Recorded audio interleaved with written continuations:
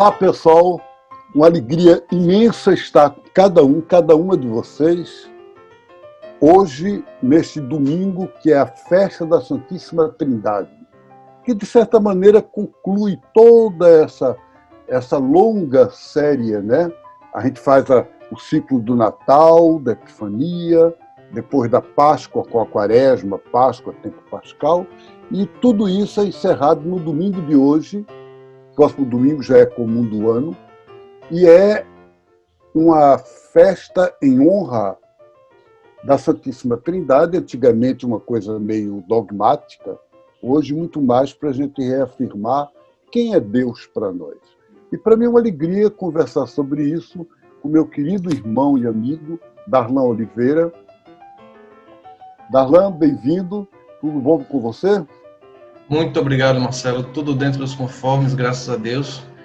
Aí, desvencilhando, né, esse tempo difícil de pandemia, mas a gente também louva a Deus pela vida e por mais um domingo a gente aqui caminhando. Neste domingo, Marcelo, a nossa igreja e algumas igrejas evangélicas celebram a festa da Santíssima Trindade. Todos os cristãos, né, costumam fazer suas rezas, suas orações, em nome do Pai, do Filho e do Espírito Santo. Nós, católicos, ainda fazemos o sinal da cruz. Então, para começar o nosso bate-papo de hoje, eu queria te perguntar que relação que a gente pode fazer entre a fé na Trindade e essa espiritualidade libertadora? Pois é, Darlan, isso é muito importante para não dividir as duas coisas. Quer dizer, fazer uma fé centrada num Deus tradicional, que está lá em cima, fora da vida da gente, né? E a espiritualidade libertadora como se fosse consequência, mas é uma consequência externa, não pode ser assim.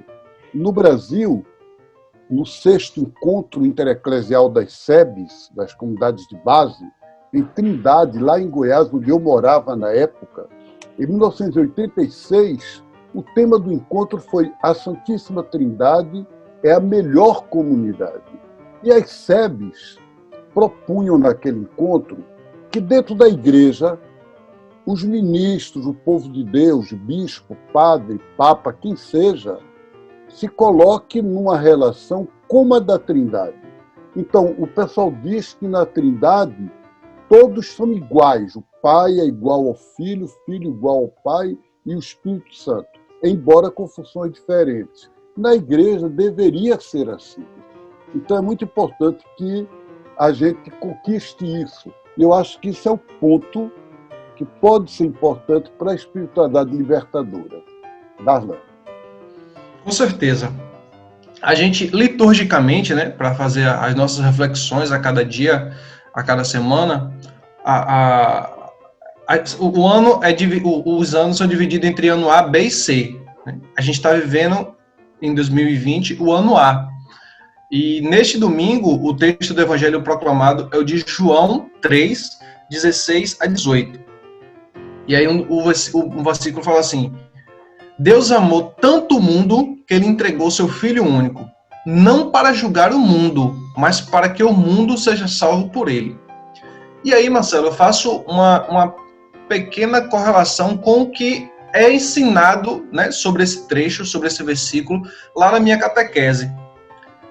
Você acha que, dentro desse contexto, isso muda a imagem de Deus perante o que é ensinado na catequese? Deveria mudar, né? Não sei se muda. Quer dizer, tem muita catequese em que quantos padres, quantos pastores pregam um Deus que castiga, um Deus que você quase que tem que seguir por obrigação. Ai de você se não for amigo dele. Para mim, me mudou muito na minha vida quando eu era novo. Eu, de repente, dizer, mas, meu Deus, como é que eu poderia gostar de que alguém seja amigo meu por obrigação? Com medo, se não for amigo meu, vai ser castigado. Quer dizer, será que isso é amizade? Deus me livre que alguém me diga, Marcelo, eu sou amigo seu porque não tem jeito, né? Mas com Deus parece que as pessoas acham que Deus gosta disso. Quer dizer, ser amigo dele, porque se não for, está perdido, né? Ora, Jesus revolucionou esse modo de falar de Deus. Jesus ensinou para a gente que Deus é só amor, puro amor. Que Deus é tão amor que dá o que ele tem de mais querido, de mais dele, que é o Filho único, e ele dá aos inimigos, ele não dá aos amigos, né? E ele dá por amor e para o amor, para mudar o mundo para ser um mundo de amor. Jesus revolucionou isso quando chamou de paizinho. A palavra hebraica Abba quer dizer paizinho. Quando ensinou a gente a dizer Pai nosso, Pai de todo mundo, Pai. E se é pai, como é que vai botar alguém no inferno? Você imagina algum pai nosso no mundo que nem se compara com Deus. Mas se nós nem nos comparamos com a bondade de Deus, com o amor de Deus, e jamais a gente colocaria uma pessoa que a gente ama para sofrer, imagine Deus. Então Jesus mudou isso. Muito bem. Você traz aí uma provocação, né, que Deus deu Jesus para os inimigos.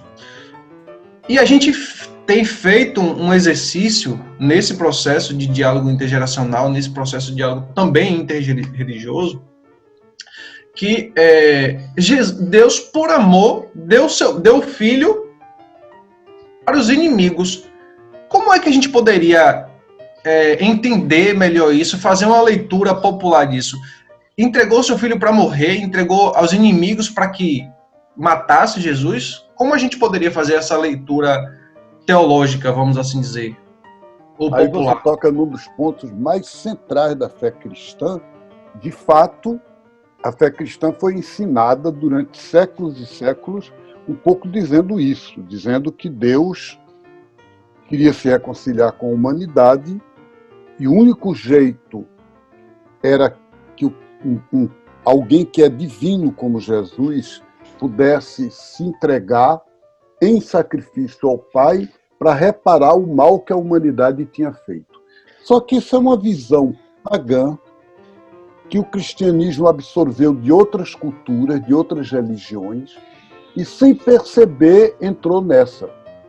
Hoje a gente não pode responder isso. Se Deus é Pai e é amor, ele não quer que o filho morra, ele não deu para morrer. Jesus não morreu porque Deus queria, Jesus morreu porque o mundo é mau, porque os políticos opressores fizeram com Jesus o que fazem hoje, agora nesses dias nossos, fizeram com o George, né, Floyd, lá dos Estados Unidos, que morreu porque é pobre, porque é negro.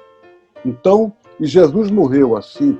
Agora Deus acolheu e tornou a morte de Jesus uma força para nós e para nos libertar. Fantástico. Esse evangelho, né, desse domingo que a gente reflete é um evangelho relativamente, o texto em si é um texto pequeno, mas ele traz uma dimensão bastante ampla, né, para que a gente faça uma discussão e uma verdadeira catequese desse evangelho. E aqui no versículo 18 diz assim: quem nele crê não é condenado, mas quem não crê já está condenado. Então, acho que ficou um pouco claro aí qual vai ser a minha pergunta, né? Então, quando Jesus traz, né, essa ideia de quem não crê será condenado, quer dizer que quem não vive do cristianismo está condenado? Como a gente pode fazer essa leitura ou fazer essa interpretação? A primeira coisa é você distinguir Cristo e o cristianismo. Cristo é uma coisa, o cristianismo é outra. Então você já misturou, você já disse que ele disse que sem Cristo não há salvação, então quer dizer que sem ser cristão não há salvação. Não. Quer dizer, quantas pessoas podem ser de Jesus e estar em Jesus sem necessariamente estar numa igreja cristã? Segundo, veja, quando você disse já está condenado, o já está condenado não diz que é por Deus nem por Jesus. Ao contrário, o texto diz claramente, eu vou ler para você o texto no original.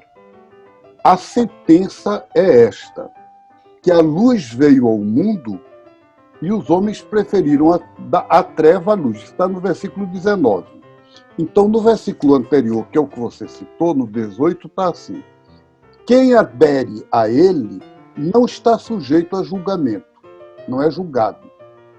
Quem se nega a lhe dar crédito, portanto, não é o crer nele no sentido de entrar na fé na religião de Jesus.